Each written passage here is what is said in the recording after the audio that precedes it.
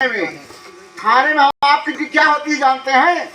महीने में 2 बार जाइए, 3 बजे जाइए, आमद हो 5 बजे के पहले सूर्य अस्त से पहले हर चौकीदार को तैनाती गांव में जाने की ड्यूटी लगाई गई है। चौकीदार अपने गांव सभा में 12 बजे से 3 बजे तक टहलेगा रात में। यही मेरी मेन ड्यूटी है। गांव की अपराधियों की गतिविधियां, अगर एक गांव में उस मजरे में कोई बाहरी आदमी अगर 5 दिन से ज्यादा रुकता है तो उसकी सूचना एक चौकीदार को थाने में ईमानदारी से देना चाहिए। सर, मेरे गांव में एक आदमी 5 दिन से रुका है, पता नहीं कहाँ का है। यह सूचना देने की ड्यूटी चौकीदार की होती है।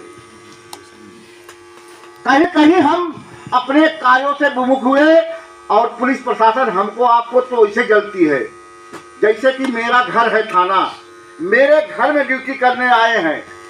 काम तो उनका करना चाहिए, काम तो उनको करना चाहिए, लेकिन करते क्या है? चौकीदारों से झाड़ू लगवाते हैं, पोछा लगवाते हैं।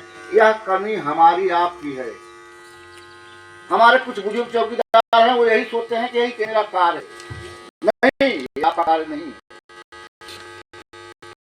साथियों, आप अगर इस तरह से बुलंदशहर में 500-600 की जनसंख्या में राष्ट्रीय चौकीदार सेवा समिति में सदस्य और पदाधिकारी बन गए, मैं पूरे दावे के साथ कहता हूं, जिस तरह से हरदोई में बेगारी मुक्त हो गई, अन्य जनपदों में बेगारी मुक्त हो गई, बलिया की बेगारी मुक्त करा दी गई, गाजीपुर की बेगारी मुक्त करा दी गई, अमेठी की करा दी गई, उसी तरह से जनपद बुलंदशहर की जो बेगारी है मुक्त हो जाएगी। आप लोग तैयार हैं कि नहीं? तैयार है। एक चौकीदार अगर जोड़ेगा तो 2 चौकीदार होंगे, और 100 चौकीदार अगर 100 को जोड़ेंगे तो 200 होंगे। बहुत सरल तरीका है जोड़ने का। 1762 चौकीदार आपके जनपद में है, 500 संख्या नहीं है। बुलंदशहर में 22-23 थाने हैं ना? 22 थाने हैं, एक महिला थाना, 21 थाने। तो अगर और 27 पड़े आने वाली कोई नस्ल आपको पहचानने नहीं करेगी। लड़ाई लड़ लीजिए, अभी वक्त है। संगठन बना लीजिए, अपना हक अधिकार ले लीजिए। एक चौकीदार का क्या हक अधिकार है उसको जिस दिन ले लेंगे, दीवान और दरोगा आपको सलूट मारेंगे।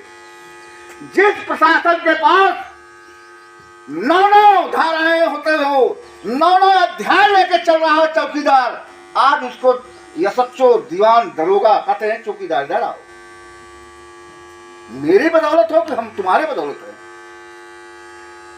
आने वाले 25 वर्ष पूर्व में आप लोग जाइएगा, अगर मेरे बुजुर्ग दादा लाल साफा बांधकर अपने गांव में निकलते थे, चौकीदार की हस्ती वो होती थी कि अगर उस गांव का लंबरदार या राजा का रजवाड़ा हो, लेकिन चौकीदार की पगड़ी देखने के बाद उसकी पैंट गीली हो जाती थी।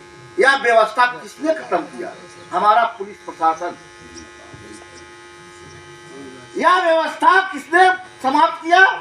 दीवान, मुंशी, दरोगा। चौकीदार अगर आगे निकल जाएगा तो मुझे कोई पूछेगा नहीं। मैं धन्य मानता हूं अपने राष्ट्रीय अध्यक्ष महोदय और माननीय श्री गंगाराम जी जो प्रदेश मीडिया प्रभारी हैं, हमारे महिहाऊ जनपद जौनपुर से जिला अध्यक्ष हैं महेंद्र कुमार सरोज जी। हम लोग एक 5 पांडवों की तरह एक टीम बना के हर जनपदों में चल रहे हैं। क्यों? जगाने का काम किया जा रहा है कि चौकीदार जाग जाएगा। वेतन तो बढ़ेगा, चाहे बढ़ेगा। वेतन की लड़ाई नहीं है यहाँ। हम लोग वेतन बढ़ाने और घटवाने नहीं आए हैं। वो लड़ाई राष्ट्रीय स्तर की लड़ाई है, वो होगा। नहीं होगा तो उनको हटा दिया, मैं उसका नियम बताऊंगा।